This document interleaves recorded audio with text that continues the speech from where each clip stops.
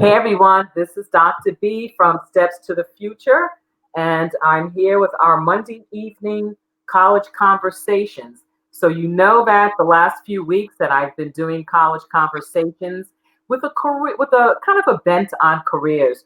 So one of the things I had said before is, I'm always encouraging my students to think about what problems do they want to solve, what kind of issues would they like to deal with as they go out into the work world. So what I've been doing is connecting with folks either that I've known or that I've met at conferences and asking them if they would be willing to come on and talk about their career. So that's one of the things that we'll be doing this evening. So this evening I will have with me one of my former students from when I was a teacher at East Providence High School. He will come on and he'll talk to us about his career. Also, at the end, I will be showcasing a couple of books that I think will be of interest for people to read. So everyone stay tuned. And if you have any questions, please make sure you put something into the comment section. Throw some emojis up there. Show a little bit of love because we definitely would love to see that. I would definitely appreciate you doing that. So I'm just making sure that we're live here. Yes, we are. So I'm going to bring on my guest right now. So here we go. So hey guys, this is Pedro Braz, who is the head soccer coach at Gallaudet University in Washington, D.C. Pedro is also a former student of mine. And this is actually the first time that we've seen each other. Oh my God, I don't even want to talk about how many years that since we've seen each other. So Pedro, how are you doing there? Oh, it looks like he may be frozen. Okay, so Pedro, I think you're frozen. Okay, guys, so let me take care of this and see if we can get Pedro back here. Okay, so as soon as Pedro gets his screen back up, we'll continue. So, as I said, college conversations, informational interviews. So people may say, what is an informational interview? So an informational interview is when you go and talk to a person in a particular career and you want to ask them about what their work life is like. What is it about their job that they really enjoy? What is it about their job that they wish was different? What's a typical work day like? Then we also ask them about their education. What kind of education is required in order for you to have this type of career? Do you need to continue past a bachelor's degree or what have you? So Pedro is back with us. So I am going to bring him up. And here we go. Hey, you froze there for a little bit. Thank you. So folks, this is Pedro Grande. As I was saying earlier, Pedro is a former student of mine, way from back in the day at East Providence High School. And he is currently the head soccer coach at Gallaudet University, which is in Washington, D.C. And so Pedro is going to talk to us about being a college coach. So first of all, tell me a little bit about your education. How did you get, even before you talk about your education, what made you interested in being a college coach? So, talk a little bit about your career at East Providence High School and from there. Sure. So first and foremost, thank you, Dr. Wilkinson. I just want to thank you for having me here. I mean, this is a pleasure of mine. I mean, you've taught me when I was younger, one of the best teachers I've encountered. Thank you. In this platform that you have going on, it's just phenomenal. I mean, it bridges the gap between folks that just don't know the process and just don't know the knowledge and the steps to actually get into college. I mean, this is just phenomenal. I mean, I do it every day as a college coach to try to get kids into college, to kind of get accepted, the whole process. And I just encounter a lot of students that they just don't know. And it's just the opportunities and in the platform to get accepted to college, to attend colleges. And again, there's different levels in colleges and different pathways. And this is a great platform. And I advise every young student that doesn't know what to do to definitely get in touch with you, get in touch with your organization, and it's just phenomenal what you do. So thank you so much. You're welcome, and thank you for saying that. I appreciate it. We have a comment here from Joe Quattrucci. Oh my goodness, Joe, how are you? A couple of EP's finest right here. Thank you, Joe. I appreciate that. Joey, thank you. So yeah, so just a little bit about myself. I grew up in the Northeast. I grew up in Rhode Island. Went through the school system there and went to East Providence High School. I played soccer there as well. After that, even actually before that, I was born overseas. I was born in Angola, and then I came over when I was about 5-6 years old and kind of grew up in that area. After that, I actually went to University of New Hampshire, UNH.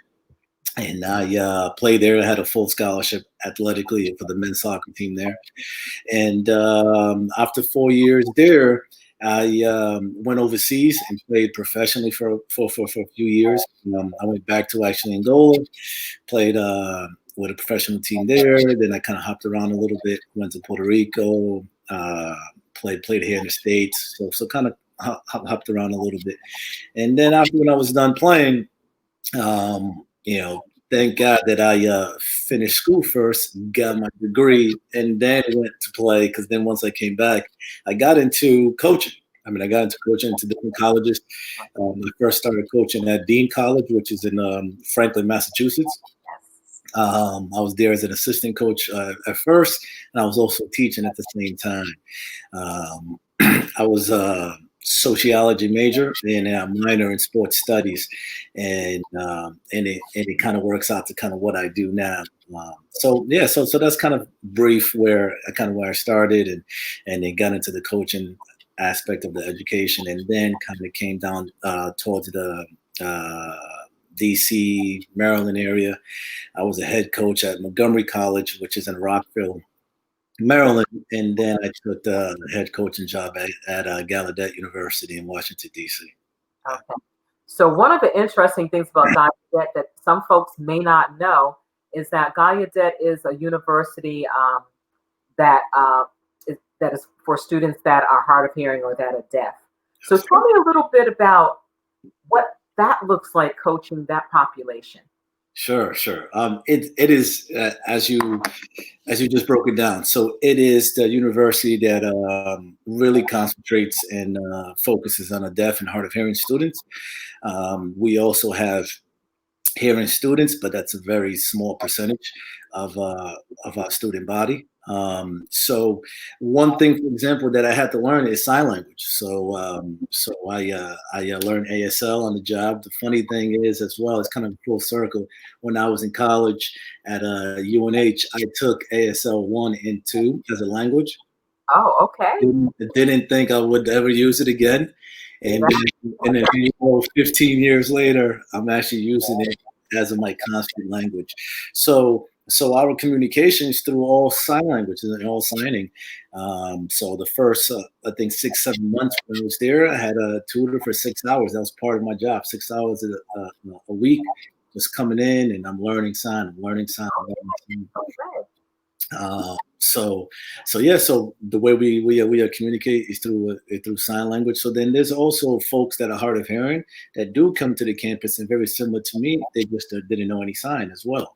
So there's different levels of deafness on campus, and different levels of learning sign language as well. Some have no clue whatsoever. So then they come and immerse themselves as well and learn a brand new language. So it was a very, very humbling and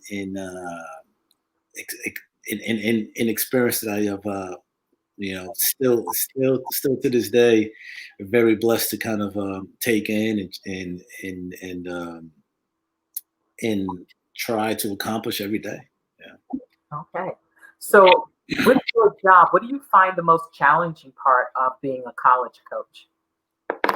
Sure. So, most challenging especially Gallaudet, one, it was a communication barrier for me. All right. I personally speak three languages, but I did not speak or sign ASL. So that was a big part. But once I got the language down, the biggest challenge is also recruiting, because on everybody's roster, when you go to games or tournaments, it doesn't say Joe Schmo is also hard of hearing or deaf. I have to find out if they are or not.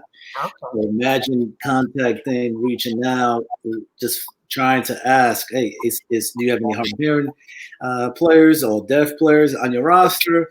And I mean, it's just a huge challenge. And then once we do find out, then I have to go and watch them. So I'll go fly there, watch them, see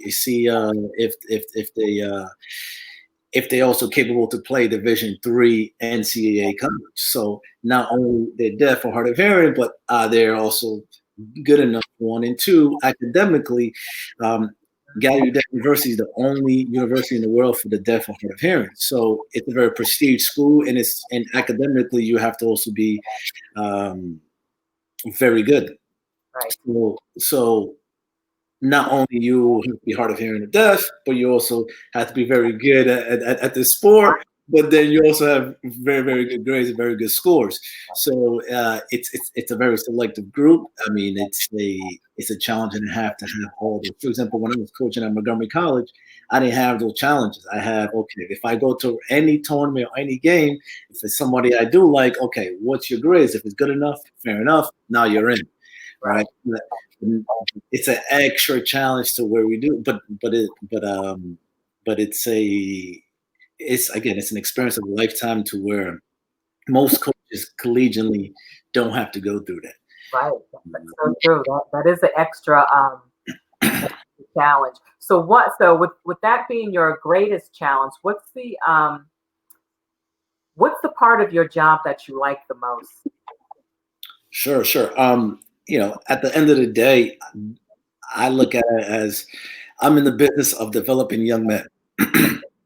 So that transition from 18, and then by the time they leave at 21, okay, that's 4 years of growth, right? So the process is what's intriguing to me. What I like to see, that when the young man comes at 18 and he still has 1 foot in high school and now 1 foot in college, and then when he leaves at 21 and you just see the confidence and the development, the process of it. That's what's intriguing to me. So at the end of the day, I mean, we are here to build decent, young. In my case, because I coach men's soccer, is younger men that become adults, and hopefully they can become a positive factor into our communities, our towns, our cities, and have an impact where later on, 5-10 years from now, they call me, hey coach, I got this, I got a son or a daughter, I live here, I live there. So the whole process is what intrigues me, because to be quite honest, I was one of them as well before. Right. So I was one of them to where I had mentors, I had individuals that took me under their wings, and then also developed me to kind of, now this day I'm doing something exactly what I wanted to do and what I love to do. Okay. So folks that are just joining, we're talking with Pedro Braz, who is the head soccer coach at Gallaudet University in Washington, D.C., which is the only university in the nation that serves students that are deaf and hard of hearing. So if you're ever been interested in what it takes to be a college coach with an extra challenge, this is the guy that you want to talk to. So Pedro, what would I know we don't necessarily have typical days, but what would a typical week look like? What kind of activities and responsibilities would you have throughout the week? Sure. So it matters, and athletics is a bit different because when you're in season, you're putting more than 40 hours a week. You're there from the morning, usually get there around 8:30 or so, 9 a.m., and then you're there until, because then you have practice after they have classes. So they have class all day, and we're in the office doing administrative stuff. And then we have practice in the afternoon. And then, so you're looking at 8:30 all the way into maybe 6 or 7. And let's say if we have a game away, a 7 o'clock game at night, 2 hours away. So you're there from 9 in the morning all the way until maybe 11. So it varies during the season, but you're putting definitely over 40, 50 hours because that's just what the job demands. Off season, you're doing a lot of recruiting. You're doing a lot of recruiting, so you're doing a lot of traveling. You're in and out of states. You're also planning for the following year. So with the following season, you also have an off season with your own team. So we're coaching them as well during the off season. So there's a lot of stuff behind the X and O's and on the field. Right? People just think, oh, you just go on the field, okay, game, and that's it. Okay, then practice tomorrow. Right. But to be quite frank, there's so much more to the job beyond the soccer field, the soccer and practice. I mean, it's just so much operation stuff. This eligibility, for example, there's GPA, for example, there's team GPAs that also affect our school. If your team GPA is not high enough, right? And Division 3 is a bit different than Division 1 and 2. So if your team GPA, for example, in Division 1 is not par, you lose athletic scholarships. Right. So obviously keeping track of your players, how they're doing in school, tutoring. We have study hall. We have progress reports. We engage consistently with our teachers, our staff, administrative staff. So it varies, but it's still a 9 to 5 job, even off season. But during the season, I mean, it could be, anything. Yeah. Well, one of the things I was reading in your bio is about the fundraising part. And sometimes I think people forget, you said coaching isn't just, being on the field and game days. So tell me a little bit about the fundraising part. How much of your time or what kind of challenges do you find with that? Sure. So again, for example, like we, what was it? Last year, Yep, last year. We, I wanted to give my guys, I played Division 1 college and then I also played internationally. And I learned so much. See, education as well is not just in the book and in school, but education is also being a different culture, being around different people, traveling and seeing tasting different food. So with that background of mine, I really wanted to implement that as well to our guys. So I flew them and we went to play in Kentucky. Some of the guys haven't even left their states before they came to DC. Right? So I wanted to give a different background, different experiences. So what I did is fundraise for that trip. So we had to fly there, for example. Then we had buses. Then we had food and hotels.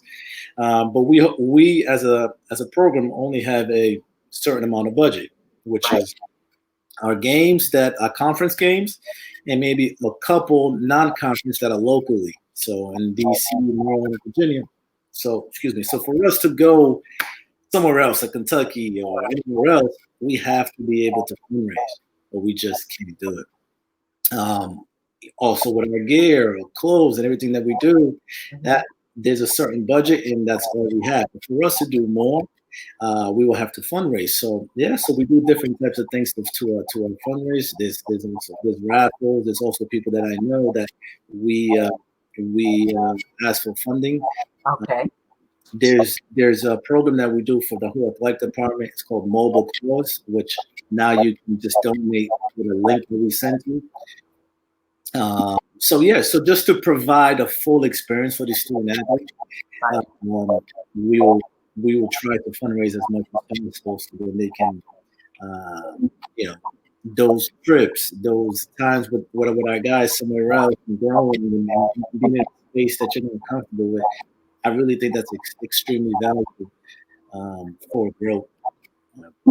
I love what you're saying about expanding their horizons and looking at them as really as the student athletes that they are. So taking care of that athletic part, but also understanding that as students, it's really important for them to know about other parts of the country, or just like you said, other cultures. It's so important. And we're seeing that with what's going on in our country today, that when people know about people outside of themselves, it's only a positive. So giving them that experience to do that. So when they go on those trips, how, with them primarily using ASL, does that ever run into any issues or any challenges with them having to sign when they're away on these trips? Sure, sure. It's especially like communities that are not familiar with them, right? When you talk about diversity, it's this kind of what I tell people, where it's not just a color thing, it's just not a race thing. It could be something simple like you never encounter someone that's deaf, so how do you communicate, right? Right. And it goes back to what we just mentioned, is the different type of experiences, life experiences that build you and grow. So yes, so we go into spaces and restaurants and places where our guys, some of our guys are fully deaf and they do sign. So now how do you communicate? For example, we've had comments to where I can't hear you. Can you speak up? Yeah. Again, now, like for their defense, they just don't know that we're coming in as a team. So again, that interaction, that you have to be a little bit more patient and try to understand them, same way that they're trying to understand you. So yeah, so that experience, it might take a bit longer ordering food than usual. But again, that patience, that growth, that teaching, and it vice versa as well. I mean, it is phenomenal to see, especially for a hearing guy that I can simply just voice and talk. And me being in that space and learning. So like, it was very interesting for me because I'm usually the teacher, the coach, right? In this space, the teacher's being taught. Like I didn't know the language, so sometimes when I'm coaching and I'm trying to do a sign, they go, no, coach, this is what you do. So it's so humbling to where it's like I'm teaching and I'm in my zone and I'm coaching, but then at the same time I get humbled by them teaching me. So it's that beautiful interaction of consistent learning, right? It doesn't matter how old you are, how many books you have read, how many degrees you have, you can consistently keep learning. Through different experiences. Like I didn't have to be quite frank, I didn't have to put myself in this position to be coaching the deaf at Hard University, but I wanted to learn. I wanted to be in that space. I wanted to see how that community is and runs. And, Right. yeah. Right. That's really good. Folks, anybody out there that has a question or a comment for Coach Braz, please, throw it in the comment section because we'd love to entertain your questions. And make sure you throw some love out there. I like to see some emojis thrown around so I know that people are getting something out of this. And plus, Facebook likes to see those. So let's get those in there, folks. So Pedro, one of the things I want to ask you about, professional association. So what do you do for your professional development? Sure. So I'm currently also getting my master's. It's funny because when I was younger, I was really focusing on soccer and in my profession and being a professional, and education was always there, was important for me. I even when I was in high school, I did a program called Upward Bound, and at Rhode Island College, your alma mater. So I used to take that program. So education was always something important, but soccer was always something first. Beyond everything. But now I'm actually finishing my master's online, and I'm getting many different certifications for coaching as well, and also just doing a lot of different certifications for leadership online as well. So not stopping and now that is my number one priority. And that's continuously learning. Yes. I'm fortunate enough to get a lot of international experience in many different people, many different cultures.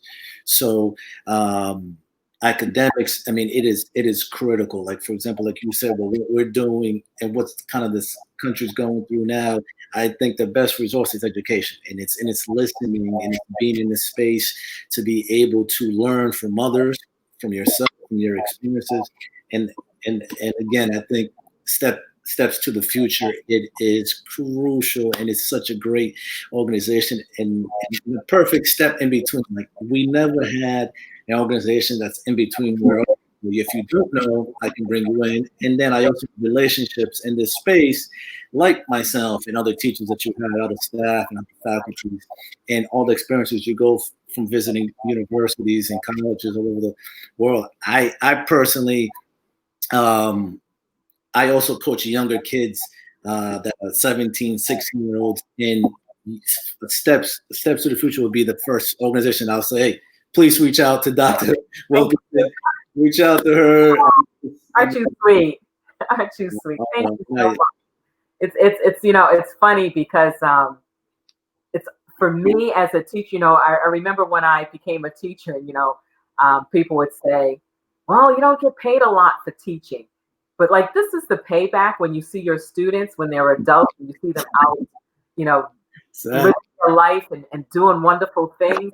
So it's kind of, so it takes a little bit longer to get that pay and stuff. But when you see it, and when I'm reading about what different students are doing and the work that you're doing, I mean, like you said, you could have just, been a soccer coach somewhere else, but you chose to go there. But not only chose to go there, but you chose to immerse yourself in learning the ASL and learning about that community and really taking time to help these young men develop. And that's so crucial. And I think sometimes people forget how important a college coach is to their folks. So I know, like right now, so how are you connecting with your students right now that we're in this COVID thing and, whenever school ended, and everybody had to leave their campus? Sure. So the way we communicate, to be quite honest, it hasn't really changed much because remember, our folks are deaf and hard of hearing, so we do a lot of FaceTime anyway.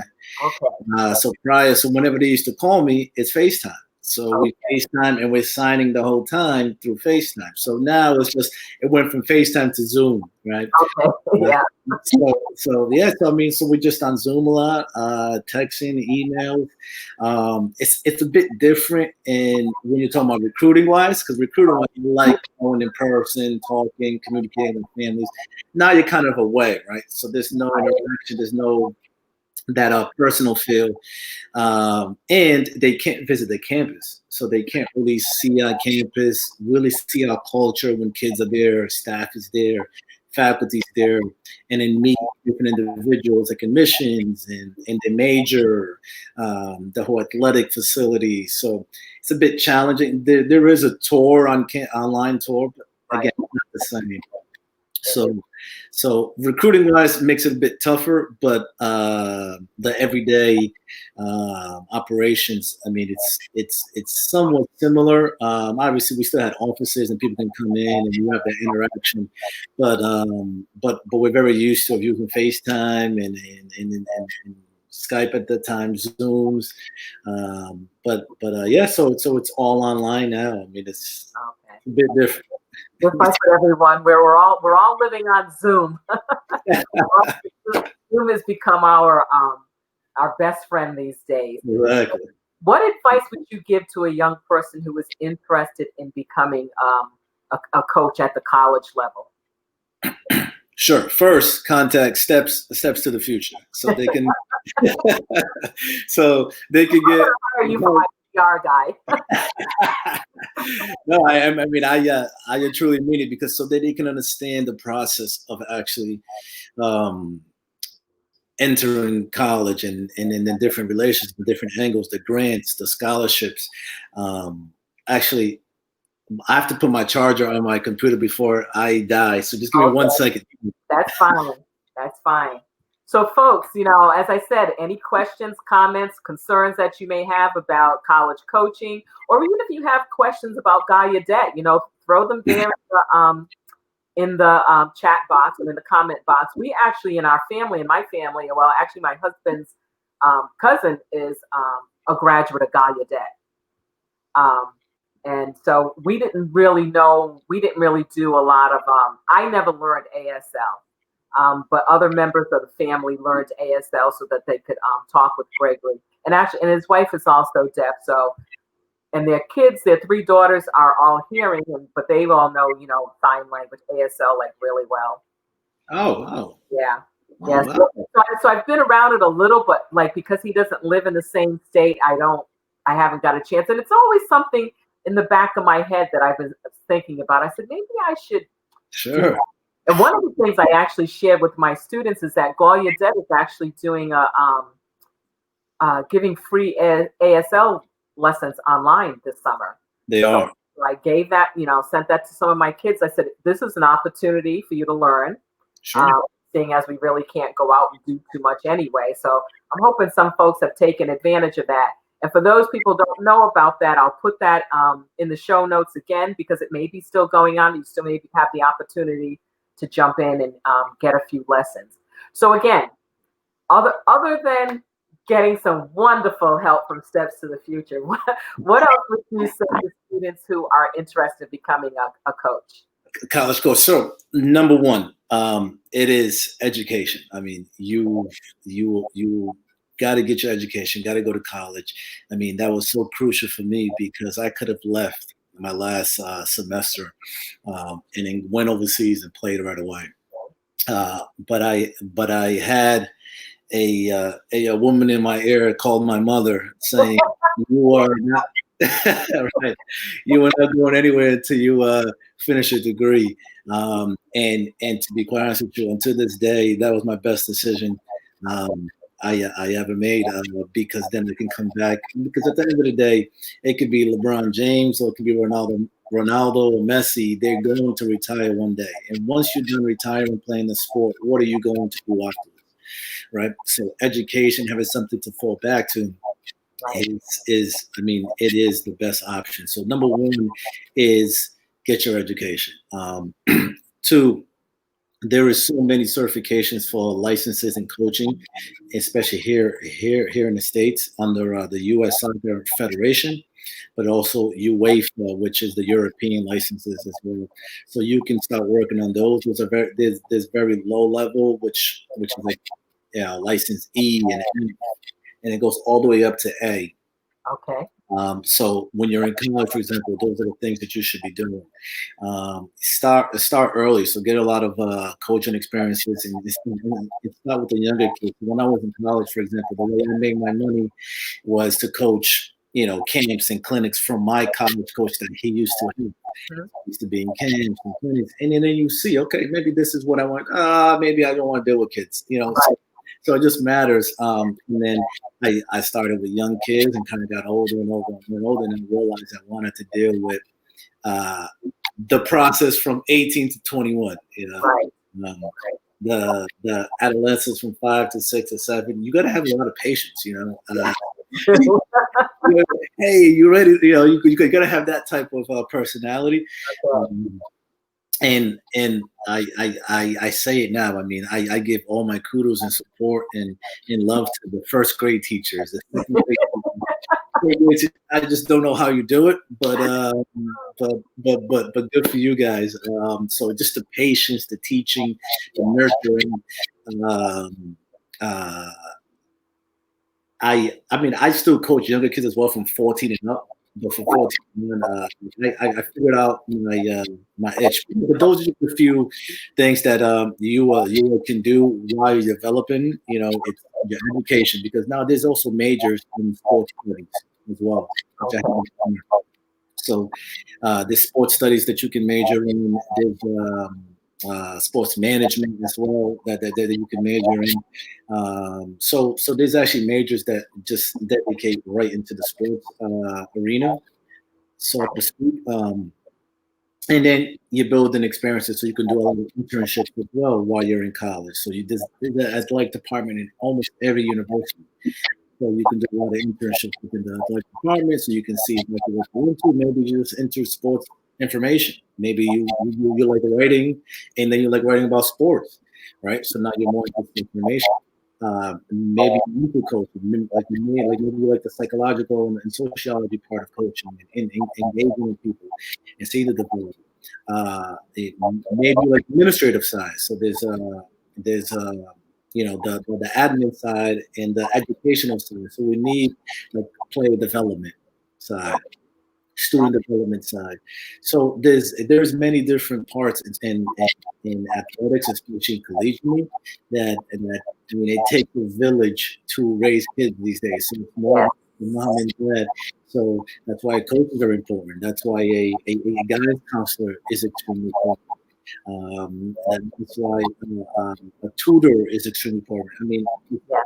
many different resources to kind of build you. So those are just a few things that you can do to progressively get to where you need to be. But internships, certifications, a degree, and life experience. So start coaching early. Your freshman year, instead of just hanging out in the afternoons, go coach, go engage yourself, learn. Right. I love that you. Nothing. I really believe. Oh, sorry. Sorry, go ahead. That's okay. No. I love that you would give examples of different ways to be in coaching. You know, that there are so many aspects of coaching, and that if students really do their research, that they'll find that out. And I also like that you talked about doing internships. I mean, I always telling my kids, get out there and get experience, figure out how you can learn, because knowing that you like something or knowing that you don't like something are both valuable. You know, it's awful to go to school and say, yes, this is what I want to do. And you go and get the degree, and then you get out there and start doing the job, and you're like, oh, I don't like this. don't like this at all. So we had one of my colleagues joined us, Tyra. Tyra, thank you so much for joining. So I have with me this evening my guest, Pedro Braz, who is a former student of mine back at East Providence High School. Pedro is the head soccer coach at Gallaudet University in Washington, D.C. And for those that aren't familiar with Gallaudet, it primarily serves students who are deaf and hard of hearing. Only school like that in the United States, four-year college, located right there in D.C. So Pedro, just to wrap this up, because I've had you on here for a bit. So as far as where you are right now in your career, what are your aspirations? Like, do you want to move past coaching into maybe athletic director, or so what are your future career goals? Sure. I don't think it's the athletic director side or the administrative side. Okay. It is more impacting individuals through this sport that I love, that I've been around my whole life. So it's more broader. It's more about, through this sport, how can I impact many more people, and help them get to where they need to be, and how is through education. So if it's a platform to where we can tap into more deaf communities, for example, internationally as well, right? So we are the only university in the world that actually concentrates for the deaf and hard of hearing. In the world. Okay. In the world. So where are all the deaf people in Africa, and how are they being educated, and how are they being impacted? What about Europeans that are deaf? What about the Asians that are deaf? So there is so many people, and again, it goes back to that diverseness that we kind of discussed. And diversity is more than just a color, a race, or religion.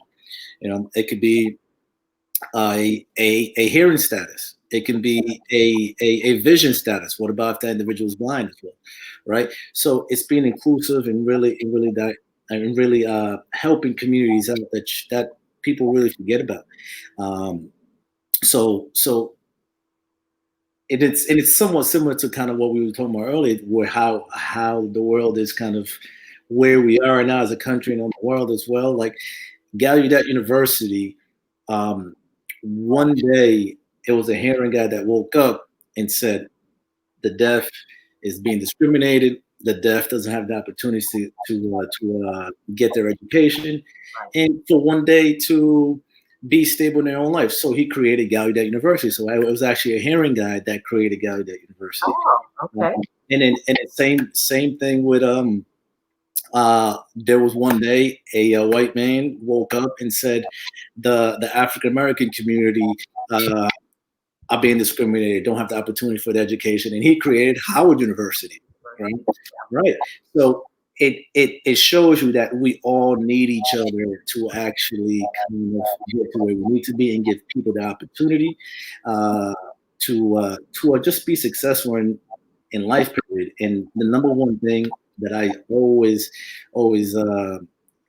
kind of give my message to my players is education. Focus on school, and it's not only just the education in classrooms, but it's the educations outside, the internships, the traveling, trying different food, for example, different cultures, different religion, and that's the way how we're going to engage and learn about each other. So we're sitting there, we're listening, we're in an uncomfortable space, but we're learning, right?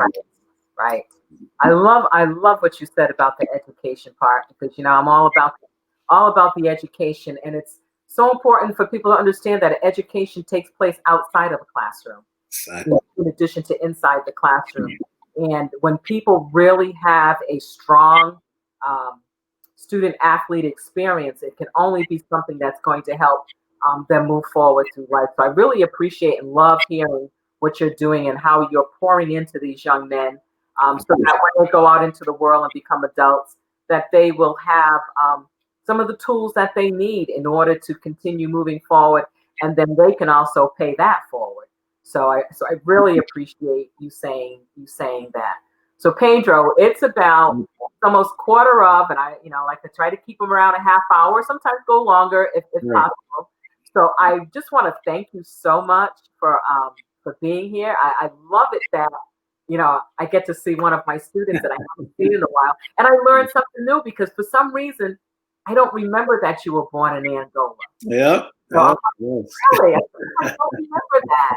But again, I'm a little bit older now in the it used to be. So on that, what you said, someone actually said they appreciate the emphasis on education. So Teresa, who joined us, said she appreciates your emphasis on education. Awesome. So that is really good, because that's all about education. It's all about folks having the opportunity to learn, no matter what space they're in.